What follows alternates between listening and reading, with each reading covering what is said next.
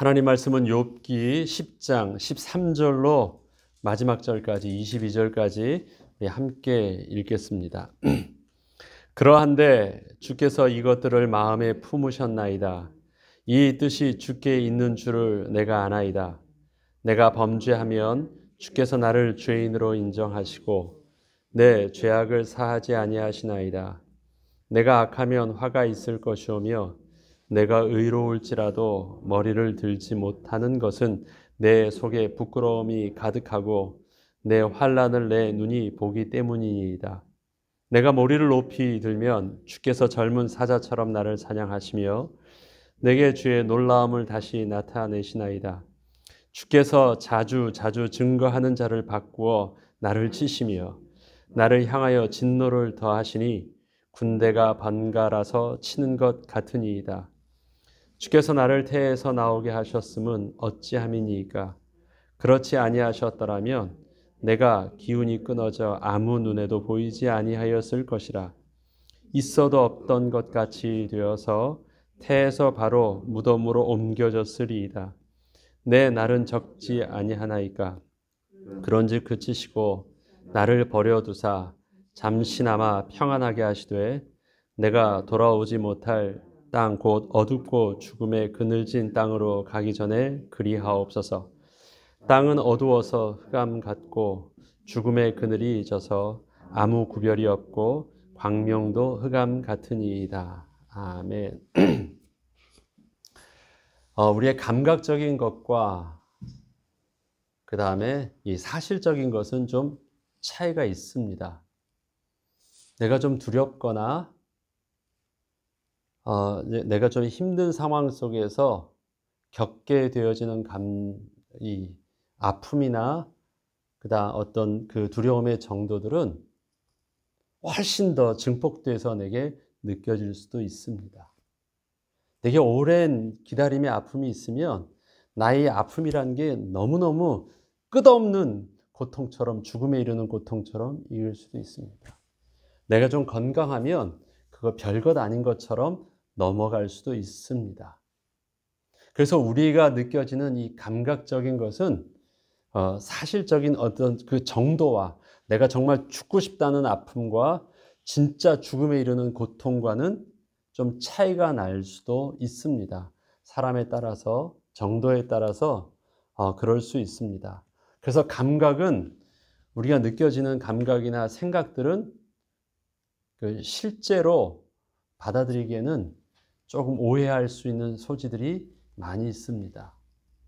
또 아닌 것도 눈을 감고 하나를 만져보면 내가 상상하는 그 어떤 다른 느낌들이 우리 뭐 이렇게 TV 오락 프로그램을 보면 다르잖아요. 전혀 상상하지 않은 별거 아닌 것 같은데 거기서만 이렇게 딱 잡아도 굉장히 다른 것을 혼자 막 꿈꾸고 있기 때문에 그것이 두려움이 만약에 거기에 겹쳐져 있으면 굉장히 다른 상상 속에서 이 겪는 놀라움이나 당황스러움이 굉장히 내게 다가오기도 합니다. 사실이 그렇지 않더라도 그렇습니다. 그래서 내가 지금 느껴지고 있고 내가 보고 그럴 것이다라는 그 부분들이 마치 진리처럼 내게 결론 내어지는 것은 굉장히 위험한 것이에요. 그래서 우리의 신앙은 감각에 의존하지 않고 우리는 하나님의 말씀과 사실에 근거한 신앙이 너무 중요합니다. 그렇지 않으면 굉장히 오해할 수 있기 때문에 그래요. 사람이 이 패닉, 영어 표현이 있죠. 패닉이라는 것은요, 사실에 근거해서 몸이 데미지를 입는 상황이 아니에요. 객관적인 의료적인 사실을 봐도 이 사람은 죽지 않을 수 있고 이것은 그냥 안정만 취하면 사실적인 안정만 있으면 아무 문제가 되지 않는 건데 놀라면 당황스러우면 모든 기능들이 마비되어지거나 그 다음에 이상 행동으로 인해서 사람이 크게 육신의 몸이 데미지를 입는 게 이 패닉입니다.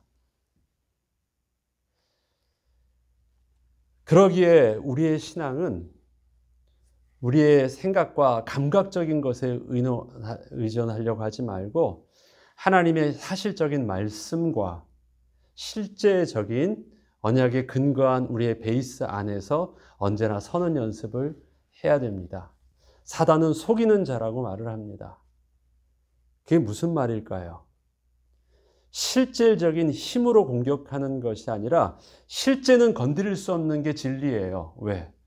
하나님의 백성을 하나님이 사단이 그렇게 터치할 수 있도록 하나님이 허락하지 않으시거든요. 터치하지 않는데 이기는 방법이 있어요. 그게 뭐예요? 말로 속이는 거예요. 건드리지 않아요. 그래도 영향을 미칠 수 있는 게 속임수예요. 실질적으로 건들지 않는데 자기의 풀에 자기가 놀라서 스스로 넘어지도록 하는 것. 그게 사단의 전략입니다. 상황들을 통해서 오해하게 됩니다. 또 많은 말들을 통해서 내가 그 하나님의 언약의 부분들을 또 신뢰하지 않게 합니다. 그렇기 때문에 우리는 언제나 신앙의 훈련 속에서 무엇에 근거해야 되냐면 하나님의 사실적인 말씀을 사실적으로 내가 확인하는 연습을, 이 말씀이 그러한가라는 것들을 스스로도 연구하고 묵상할 수 있는 영적인 깊이가 있어야 되고요. 그 다음에 늘 우리의 삶 속에서 늘 우리의 눈에 보는 것과 느끼는 것은 마치 큰일이 일어날 것처럼 보이지만 그 가운데 하나님의 언약의 실제를 딱 바라보고 우리의 반석 위에 단단히 서 있을 수 있는 지혜가 필요합니다. 그것이 우리가 해나가는 어떤 신앙의 훈련이라고 생각을 합니다. 욥에게 있어서 지금 겪는 고통은 사실 지난날에 겪어보지 못했던 이 절대적인 아픔입니다. 그러나 하나님의 입장 속에서는 조금은 여유가 있어요. 죽을 것만 같은 고통처럼 보이지만 하나님은 그것이 바로 죽음에 이르는 그 고통이 아닌 걸 알고 있거든요. 그러나 욥은 한 번도 그런 것을 겪어본 일이 없기 때문에 이 상황이 너무너무 고통스럽습니다. 그 가운데 욥이 하는 말들은 거의 다 죽는 것이 차라리 낫다라는 것을 거의 습관처럼 반복하고 있습니다. 아픔에 대해서요. 문득 오늘 본문을 보면서 제가 신약에 예수님께서 십자가에서 죽으실 때 하신 말씀이 기억났습니다.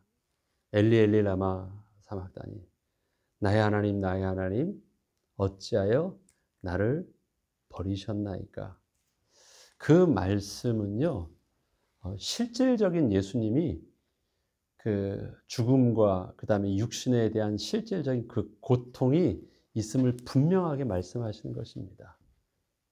십자가의 죽으심이 낭만적이고 이론적이고 그 종교적인 철학적인 죽음이 아니라 우리가 예수 그리스도의 십자가를 붙들면 우리가 구원을 얻는다라고 하는 그 십자가는 종교적인 철학적인 그 이론적인 내용이 아닙니다. 실제적인 그 죽음에 이르는 저주와 고통에 대해서 해방받은 굉장히 사실적인 거거든요. 이 죽음에 이르는 저주와 고통이 얼마나 사실적인지에 대해서 성경은 예수님의 절규를 통해서 그렇게 분명히 말해줍니다. 육신의 고통은 그렇게 말할 수 있어요. 사실적인 아픔이기 때문에 그렇습니다. 십자가에 죽으시는 그 예수님이 그러면 그런 말씀을 하셨다고 해서 그 말씀이 예수님이 신앙이 없으시거나 예수님이 하나님의 아들이 아니심에 그 증거가 되는, 객관적인 증거가 되는 그 음성 녹음일까요? 그런 게 아니에요.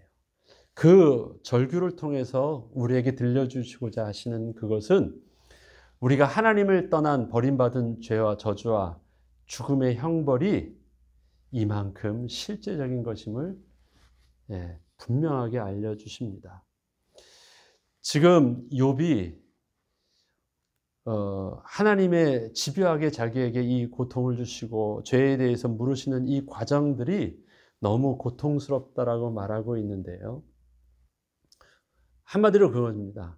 하나님 왜 나만 미워하십니까? 왜 나 가지고만 자꾸 그러십니까? 라는 이 일들을 고백하고 있습니다. 근데 하나님께서는요, 그 욥을 끝까지 밀어붙이시는 거예요. 이 죄에 대한 모든 그 근본까지 끝까지 밀어붙이고 계신 것입니다. 인간의 기준과는 다른 하나님의 거룩하심의 기준 속에서 우리에게 명확하게 말씀하시고자 하시는 내용이 있습니다. 우리 한 절 한 절 읽으면서 좀 보도록 하겠습니다. 여기서 13절에 그러한데 주께서 이것들을 마음에 품으셨나이다 할 때, 그러한데 그런데 주께서 이것들을 마음에 품으셨습니다 할 때, 이 앞에 어제 했던 내용들을 좀 보면 그렇습니다. 이것들이 뭘까요? 그것은요, 3절에 보면 주께서 주의 손으로 지으신 것들을 학대하시며 멸시하시고 악인의 꾀에 빛을 비추시기를 선히 여기시니까, 왜 이것들을 마음에 품으셨다 할 때 당신의 손으로 지으신 것, 당신의 손에 귀하게 여기시는 것을 왜 학대하시려고 하십니까? 이 욥의 표현을 보세요. 단순한 연단 속에서 점근같이 나오게 하신 하나님의 선하심의 개념으로 보는 것이 아니라, 하나님이 왜 이런 식으로 마음이 바뀌셨습니까? 왜 나를 이렇게 미워하십니까? 라는 이제는 그 생각 자체가요, 완전히 좀 다른 표현들을 쓰고 있습니다. 악인의 꾀에 빛을 비추시기를 선하십니까? 왜 악인의 편이 돼가지고 그 악인이 나를 망하게 하는 그것에 하나님께서 오히려 더 도와주시는 자가 되어 있습니까? 그 다음에 6절에 보면 나의 허물을 찾으시며 나의 죄를 들추어내시나이까? 왜 이런 식으로 계속해서 하나님은 이렇게 나를 작정하시고 자꾸 드러내십니까? 그런데 뭘 표현하고 있냐면 나의 허물을 찾으시며 나의 죄를 들추어내시니까, 하나님이 없는 죄를 만들어내는 것이 아니라요, 다른 사람들과 비교해도 사람들도 아무 말 하지 않고 이 정도는 문제 삼지 않고 갖지 않았던 그것들에 대해서 왜 하필 하나님은 나에 대해서는 그것을 문제 삼으십니까? 그거예요. 자기는 그게 억울한 거예요. 억울한데 죄 없는 자기를 죄 있다고 하는 것이 억울한 것이 아니라, 쟤도 그랬잖아요. 근데 왜 나만 가지고 그래요? 그거예요, 지금. 그건 아무 문제 삼지 않았던 것인데요. 아무리 생각해봐도 다른 사람하고 비교할 때도 나는 저들과 비교해도 훨씬 나아 보이는데, 하나님은 왜 나에게 자꾸 죄 있다라고 말씀하실 때 그 죄 있다라는 것은 저들한테도 적용하지 아니하였던 그 죄에 대해서 왜 나한테만 그것을 들추어내서, 허물을 들추어내서 왜 크게 하십니까? 그게 억울하대요. 과속을 했는데 따라가면서 다 됐는데 경찰이 나만 잡았어요. 왜 나만 잡았어요? 그런 거랑 똑같은 개념이에요. 다 갔는데 왜 나만 해요? 그건 내가 죄를 안 지은 거예요? 그 말은 아니잖아요. 나만 당했다라는 것이 억울한 거예요. 그런데 하나님은요, 욥에 대해서 그렇게 잣대를 적용하고 계셔요. 하나님이 저와 여러분에 대해서 그렇게 잣대를 적용하고 계세요. 왜 그러실까요? 저들은 그렇게 적용하지 않아도 그들이 하나님을 떠난 죄와 저주의 가운데에서도 그렇게 망해가요. 그래서 하나님이 거기에 관심이 없으세요. 그러나 하나님의 백성인 저와 여러분에게 있어서, 욥에게 있어서는요, 양보할 수 없는 것이 있어요. 어느 정도. 죄에 대한 것들은 99%는 괜찮아도 1%라도 하나님의 온전하심의 거룩의 기준 속에서는 아닌 것이거든요. 그래서 하나님은 그 일에 대해서, 저들과 비교할 때 나는 대단해 보이지만 하나님 앞에서 나는 여전히 허물과 죄로 멸망 가운데서 도저히 하나님께 나아갈 수 없는 그냥 본질상 진노의 자녀인 사실들은 변함이 없어요. 저들과 비교한 내 모습이 아닙니다. 하나님의 거룩의 기준과 비교했을 때 내 모습은 여전히 아닌 거예요. 그래서 너무 왜 나의 허물을 자꾸 숨겨진 것을 들춰내십니까? 라는 것은요, 반대로 하면 그것입니다. 하나님이 나에 대해서 절대 포기치 아니하시고 반드시 너는 나의 구원의 백성으로 내가 끌고 가시겠다고 하는 하나님의 분명한 의지이십니다. 그런데 그것을요, 왜 나에게만, 이것입니다. 여러분이 여러분의 자녀에게 제시하는 잣대와 다른 옆집의 아이 친구에게 제시하는 잣대가 어떻습니까? 어느 것이 더 현미경처럼 바라보고 있습니까? 쟤들이 하는 말 한마디는 괜찮다고 하지만 너 그런 말 쓰지 말라고 하고, 쟤들은 아무것도 먹어도 괜찮은데 너 이거 먹으면 안 되라고 하면서 좀 더 다른 기준과 현미경처럼 자꾸 하는데, 아이들은 뭐라 그래요? 엄마 왜 나한테만 그래? 그리고 어떻게 하려고 해요? 애들은 집 나가려고 하죠. 그래서 쟤들처럼 자유로워지고 싶죠. 그런데 그게 맞는 말입니까? 애들의 철이 없는 것이죠. 어려서 그 마음을 내가 아이를 낳아서 내 아이한테 해보니까요, 특히 첫애는 내가 잡고 있더라고요, 막. 왜? 양보하지 못할 내 아이니까. 하나님이 양보할 수 없는 우리 자녀니까. 그런데 욥은 그걸 잘 몰라요. 그래서 나만 미워하는 것 같아. 나한테만 왜 자꾸 이것을 들춰내십니까? 라고 말합니다. 그리고 이것을요, 어떻게 해요?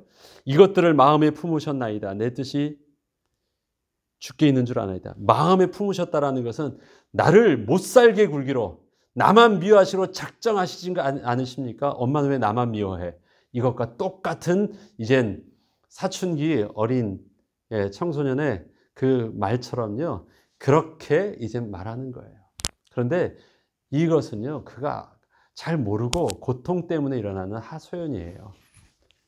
하나님 어찌하여 나를 버리셨나이까? 라는 예수님의 말씀을 우리는 그 고지고대로 불신앙으로 받아들이지 않는 것은요, 이해하기 때문에 그렇잖아요. 바로 지금 욥도 그 수준의 근거에서 지금 이 말들을 쭉 다 하고 있습니다. 좀 더 보죠. 자기가 볼 땐 이런 거예요. 내가 범죄하면 주께서 나를 죄인으로 인정하시고, 잘못하면 무조건 혼내신대요. 어느 것 하나 용서해 주거나 모른 척 하시는 것이 없이 범죄하면 그렇게 하신대요. 내 죄악을 사하지 아니하시나이다. 왜 이 정도도 그냥 넘어가면 좋은데 어느 것 하나 그냥 두지 않고 계속해서 혼을 내시는 거예요. 내가 악하며 화가 있을 것이며, 이것도 대가가 치르죠. 거기까지는 좋아요. 그런데 내가 의로울지라도 머리를 들지 못하는 것은 내 속에 부끄러움이 가득하고 내 환난을 내 눈이 보기 때문이다.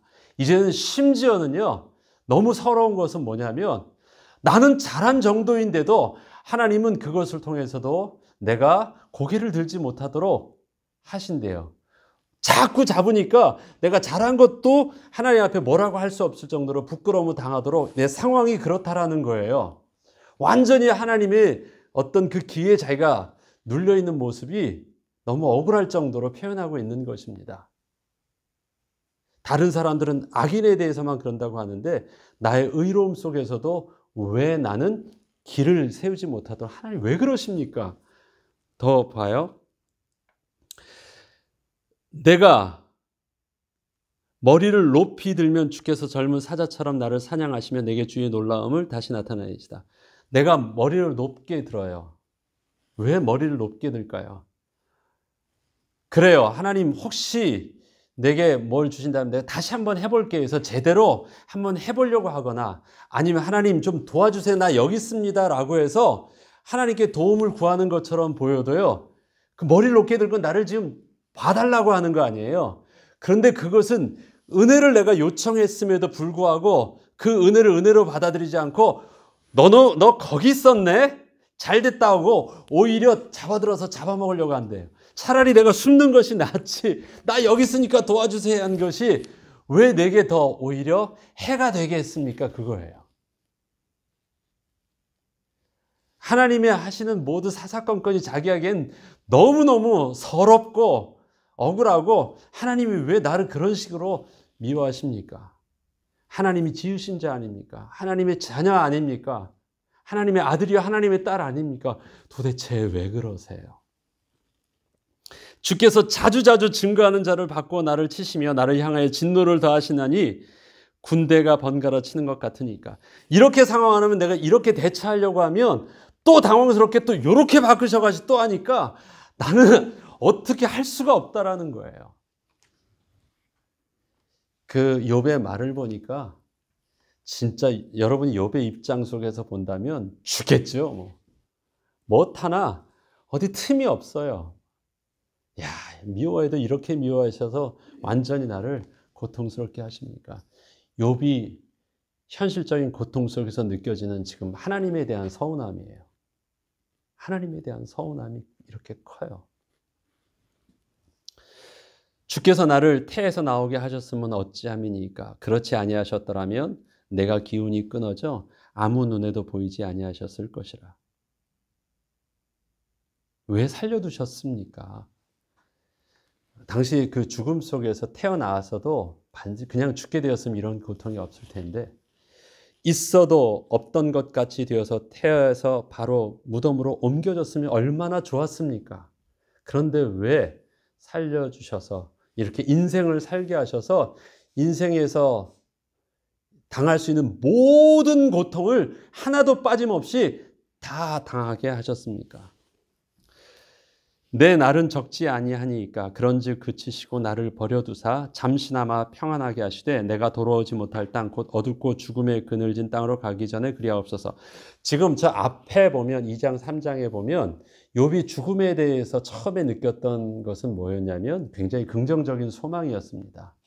죽음은 두려운 줄 알았는데 죽음에 가까이서 보니까 그것이 오히려 하나님의 영원한 안식으로 들어가는 인생의 수고와 두려움과 고통을 다 제하시는 하나님의 은혜였습니다라는 것을 죽음에 대해서 굉장히 긍정적인 소망을 표현했었는데요. 여기서 이걸 오늘 본문을 보니까 죽음은 굉장히 부정적인 거예요. 왜 그렇습니까? 이 앞에 긍정적인 부분들은 뭐냐면 하나님과의 관계 속에서 하나님께 더 나아가는 것이니까 그것은 안식이 없고 더 좋은 것이었는데 지금 오늘 본문에서는 뭐냐면 자기는 그런 하나님인 줄 알았는데 하나님이 어떤 하나님이에요? 하나님은 완전히 뒤바뀌었어요. 하나님은 나만 미워하시는 하나님이라 생각하니까 어떻게 해요? 죽음은 더 이상 소망이 없어요. 죽어도 하나님께 가는 것이 아니라 생각을 하니까. 그래서 죽음은 뭐예요? 세상 사람들이 두려워하는 저주와 똑같다라는 것을 알게 돼요. 그러니까 자기가 그렇게 생각을 하게 됐어요. 그리고 나서 보니까요. 그렇다면 차라리 뭐가 낫다는 거예요.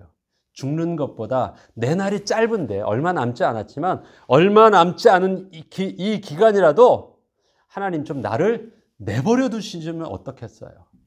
얼마 남지 않은 기간이라도 내가 좀 고통을 안 당하면 어떻겠습니까? 그래서 죽음 이후에 소망을 표현하는 것이 아니라 죽음은 진짜 저주라면 차라리 그 죽음의 저주보다 지금의 고통이 더 크니까 이렇게 표현합니다. 내 날은 20절에 내 날은 적지 아니니까 그런즉 그치시고 나를 버려두사 잠시나마 평안하게 해 주십시오. 이게 누구의 고백일까요? 하나님을 떠난 인생의 고통입니다. 사실은 지금 일어나는 그 욥의 고통을 보면요. 욥의 고통이 아니라 하나님을 떠난 인생의 모든 사람의 고통이에요. 욥은 그걸 몰랐어요. 하나님의 은혜의 방편 속에서 자기의 삶에 겪었던 은혜는요. 하나님께서 보호하여 주시고 지켜주신 은혜였다는 것을 몰랐어요. 그런데 지금 욥이 겪는 이 고통은 뭐냐면 하나님을 떠난 인간의 실존이에요. 이게. 자기는 몰랐어요.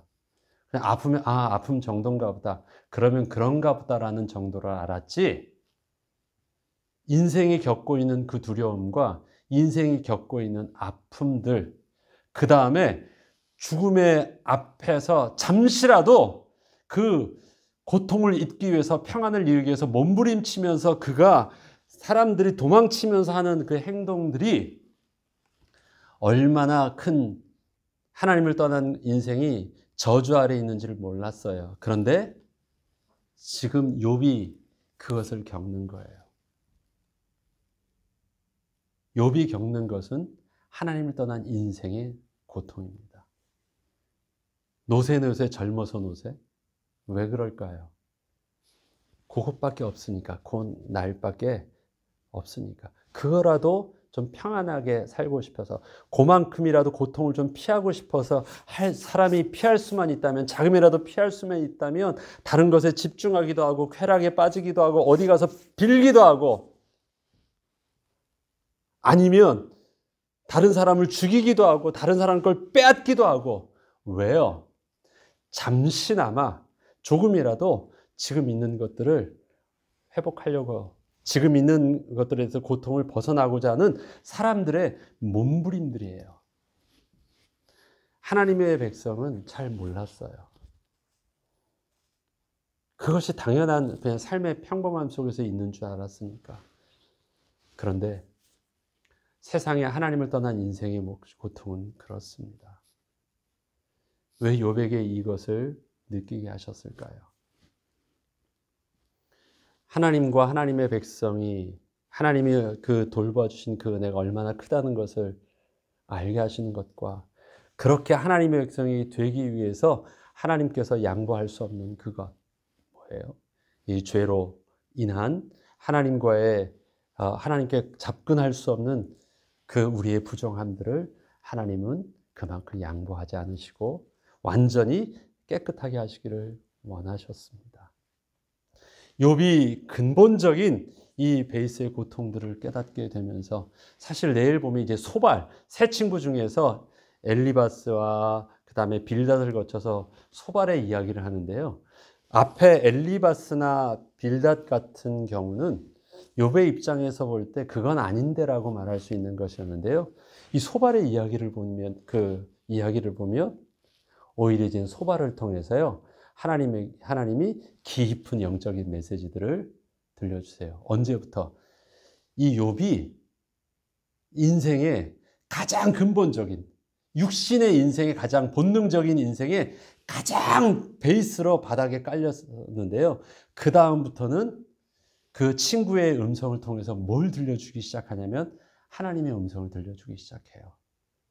그래서 우리는 그 앞에 엘리바스나 빌닷의 이야기를 보면 친구들은 다 수준이 없는 그런, 욥이 어떤 영적 우위 수준 속에서 막 하는 말처럼 들렸는데, 왜 이 이야기들을 욥기서를 통해서 하나님이 우리에게 들려주시고자 하시는 것이냐면, 욥의 어떤 영적인 상태와 욥에게 필요로 하는 하나님의 음성들을요, 친구들을 통해서 완전히 드러내주면서 욥의 모든 영적인 그 근본전부터 하나님께서 새롭게 정리해 주시는 작업들을 해나갑니다.